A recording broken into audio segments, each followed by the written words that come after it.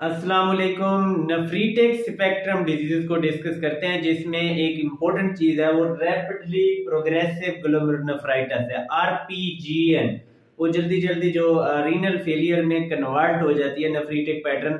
अब बेसिकली इसके तीन पोर्शन होते हैं और इन तीन पोर्शन को जब डिस्कस करेंगे तो पूरी की पूरी नेफ्रीटिक रेंज जो ये आपकी जीएन है वो कंप्लीट हो जाएगी। Number one, immune complex 45%। इसमें एक पोस्ट स्ट्रेप्टोकोकल ग्लोमेरुलोनेफ्राइटिस है, एसएलई है, आईजीए है, आईजीए नेफ्रोपैथी अभी डिस्कस करते हैं, एचएसपी है। उसके बाद दूसरी है पास इम्यून, उसमें आपकी आती है अनका पॉजिटिव, और उसके बाद अनका पॉजिटिव में एमपीए माइक्रोस्कोपिक पोलिएंजाइटिस है, ग्रेनुलोमेटस पोलिएंजाइटिस जिसको पहले वेजिनल कहते हैं, और चाइस्ट्रास है।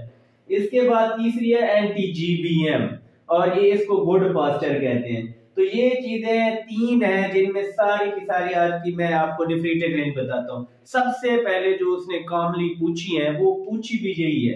ये जो आज का ये जो व्हाइट बोर्ड पे लिखा हुआ है, इससे आपके मल्टीपल क्वेश्चन एससीक्यूज और एमसीक्यूज बनते हैं।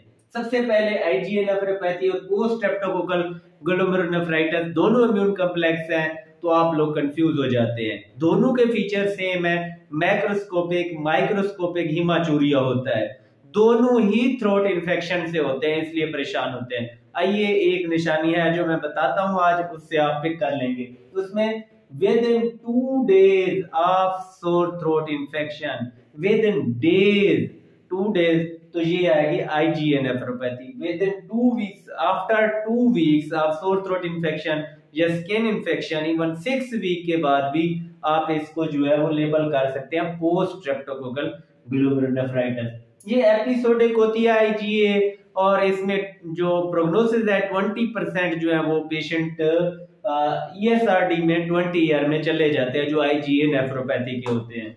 और इसके अलावा इसका ट्रीटमेंट जो है वो बीपी कंट्रोल करना है आपने, और एस इनहिबिटर, इम्यूनोसप्रेसिव थेरेपी। याद रहे कि सब में ही इम्यूनोसप्रेसिव थेरेपी, सब में ही तकरीबन एस इनहिबिटर और बीपी कंट्रोल है।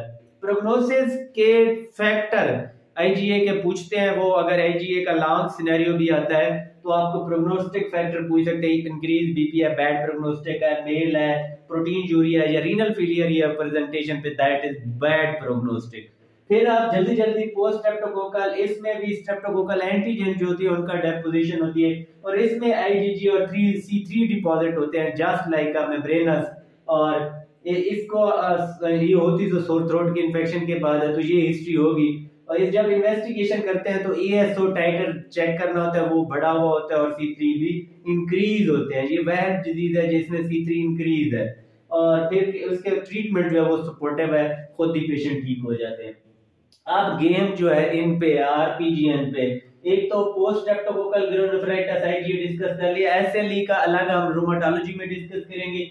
हेनोशलीन परप्राइस vasculitis, just like क्रायोग्लोबुलिनिया is also a vasculitis. इसका मैकेनिज्म बिल्कुल आईजीए की तरह होती है, इम्यूनो आईजीए डेपोजिशन होती है सेम टू सेम, और इसकी जो सिम्टम्स होती हैं वो टिपिकल होती हैं। उसमें ये है कि हिमाचूरिया होता है, रीनल फेलियर यानी कि, उसके बाद जॉइंट्स पेन होते हैं, और जॉइंट्स पेन के अलावा अब्डोमिनल पेन हो सकता है गट इस्कीमिया की वजह से, गट वेस्कुलाइटिस की वजह से, इवन के ब्लडी डायरिया भी हो सकता है पेशेंट को।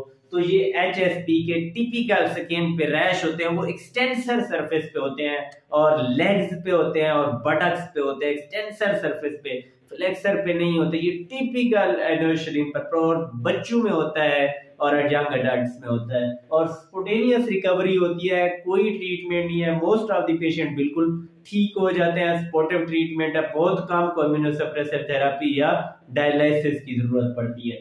फिर पासी इम्यून जो है ये अनका एसोसिएटेड होती है, और अनका जो है वो आपकी पॉजिटिव सी अनका पी अनका, उसमें एक वेजिनल ग्रेनुलोमेटोसिस है और एक है चाइल्ड्स।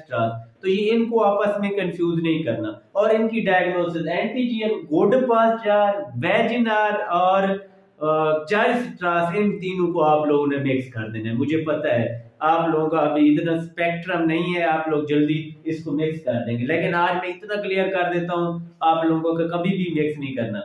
आपका अपर रेस्पिरेटरी ट्रैक्ट इन्वॉल्व है, यानी कि नेजल पोलिप है, नेजल डिफॉर्मिटी है, सैडल नोज है, और साथ साथ आपको वेस्कुलाइटिस उसमें भी है, लंग्स में भी है, किडनी में भी है, तो दैट इज वेजिनल ग्रानुलोमेटोसिस, वेजिनल। और इसमें CN का पॉजिटिव होती है, वेजिनल में हमेशा CN का पॉजिटिव होती है, इसको ग्रानुलोमेटस पोलिनजाइटस GPA भी कहते हैं। और चाइल्ड्स ट्रांस में PN का पॉजिटिव होती है, और चाइल्ड्स ट्रांस में अस्थमा की हिस्ट्री होगी और इयोसिनोफिलिया होगा, और साथ में पेशेंट को कोई ना कोई क्रेनियल नर्व इन्वॉल्वमेंट होगी, क्रेनियल नर्व नहीं सॉरी पेरिफेरल नर्व इन्वॉल्व होंगी। और फिर गुड पास्चर में टाइप 4 कोलेजन के अगेंस्ट एंटीबॉडीज होती हैं, इसलिए जो टाइप 4 कोलेजन क्योंकि लंग्स में भी होते हैं, इससे पेशेंट को हेमोप्टोसिस भी होती है, और साथ साथ पेशेंट को हीमाचूरिया होता है। देखें रीनल पल्मोनरी रीनल सिंड्रोम है, पल्मोनरी रीनल सिंड्रोम में आपका Goodpasture, microscopic polyangiitis, granulomatous polyangiitis, Churg Strauss, ये चीजें आती हैं।